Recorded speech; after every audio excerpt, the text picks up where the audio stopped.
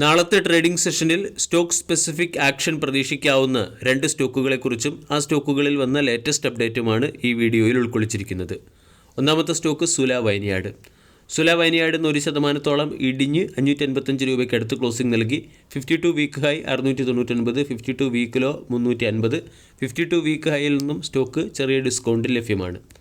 4000 കോടി രൂപയുടെ മാർക്കറ്റ് ക്യാപ്പുള്ള കമ്പനിയുടെ വാല്യൂഷൻ 40.71, ഡിവിഡൻഡ് yield 0.96%. സുല വൈനയാർഡിൻ്റെ ക്വാർട്ടർലി ബിസിനസ് അപ്ഡേറ്റിൽ കമ്പനി double digit revenue growth achieve ചെയ്തിരിക്കുന്നു.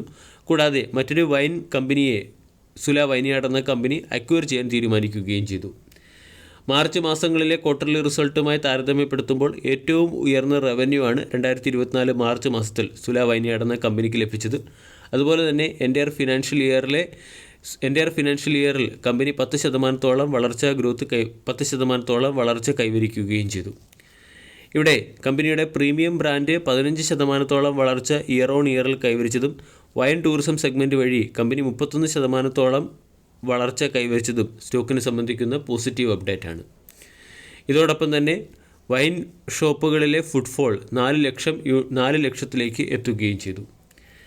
സുല വൈനയാർഡ് എന്ന കമ്പനി നാസിക് ഡിസ്ട്രിക്റ്റിലെ മറ്റൊരു വൈൻ മാനുഫാക്ചറിംഗ് കമ്പനിയായ ND വൈൻസ് എന്ന കമ്പനിയെ അക്വയർ ചെയ്യാനും തീരുമാനിച്ചിട്ടുണ്ട്.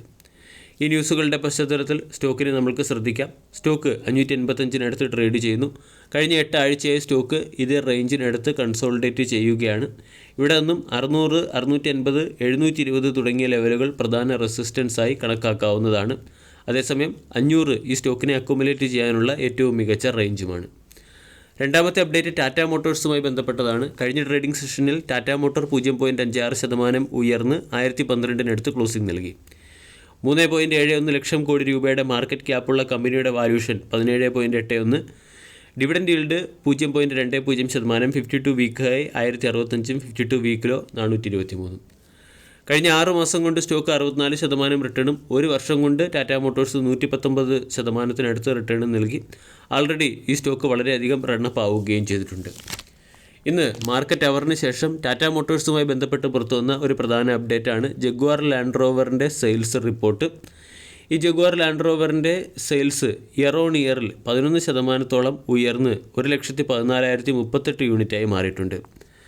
റിറ്റെയിൽ സെയിൽസ് ഏറ്റവും വലിയ റിറ്റെയിൽ സെയിൽസ് രേഖപ്പെടുത്തിയിരിക്കുന്നത് UK-യിലാണ് 32%, നോർത്ത് അമേരിക്കയിൽ 21%, ഓവർസീസിൽ 16%, ചൈനയുടെ റിറ്റെയിൽ സെയിൽസിൽ 9% ഇടിവും യൂറോപ്പിൻ്റെ റിറ്റെയിൽ സെയിൽസിൽ 2% ഇടിവും വന്നിട്ടുണ്ട്.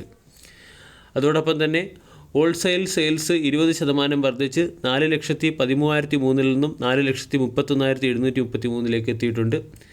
ഇതോടൊപ്പം തന്നെ റേഞ്ച് റോവർ എന്ന ബ്രാൻഡിൻ്റെ സെയിൽസ് 22% വർദ്ധിച്ച് 50,280 യൂണിറ്റായി മാറുകയും ഡിഫൻഡറിൻ്റെ സെയിൽസ് 5% വർദ്ധിച്ച് 28,702 യൂണിറ്റായി രേഖപ്പെടുത്തുകയും ജഗ്വാറിൻ്റെ സെയിൽസ് 39% വർദ്ധിച്ച് 13,528 യൂണിറ്റായി രേഖപ്പെടുത്തുകയും ചെയ്തു. ഈ ന്യൂസുകളുടെയൊക്കെ പശ്ചാത്തലത്തിൽ ടാറ്റ മോട്ടോഴ്സ് എന്ന സ്റ്റോക്കിനെ നാളത്തെ ട്രേഡിംഗ് സെഷനിൽ ശ്രദ്ധിക്കാം. സ്റ്റോക്ക് 1050 എന്ന ഇമ്മീഡിയറ്റ് റെസിസ്റ്റൻസ് ബ്രേക്ക് ചെയ്തതിന് ശേഷം വേണം ഈ സ്റ്റോക്കിലെ ട്രേഡിംഗ് ഓപ്പർച്യൂണിറ്റികളെ പരിഗണിക്കാൻ. അതേസമയം ഡൗൺവേർഡ് ട്രെൻഡിലേക്ക് നീങ്ങുകയാണെങ്കിൽ 980 ഒരു ഇമ്മീഡിയറ്റ് സപ്പോർട്ടായി പ്രവർത്തിക്കാനും സാധ്യതയുണ്ട്. വീഡിയോ എല്ലാവർക്കും ഇഷ്ടമായി എന്ന് വിശ്വസിക്കുന്നു. Thank you.